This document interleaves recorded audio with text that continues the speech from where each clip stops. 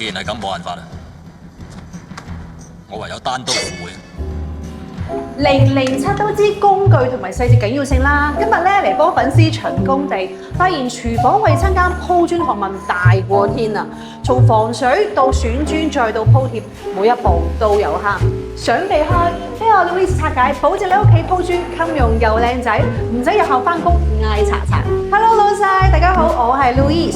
首先啦，嚟講翻前期準備啦，地面咧係一定要做翻個防水嘅，而且要做到牆地一體，牆身至少要翻高30公分，淋浴區仲要翻到頂。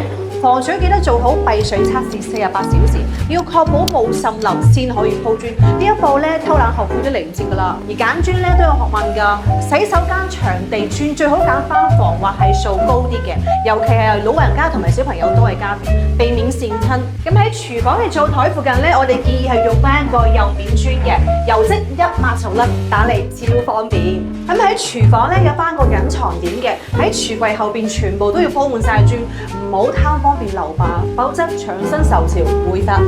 鋪貼細節要留意咯噃，咁喺牆磚咧要拉無防脫落，地磚要留翻2到3毫米嘅啦，用美縫劑嚟填，唔好用白水泥啊，咁後期咧會好易發霉變黑嘅。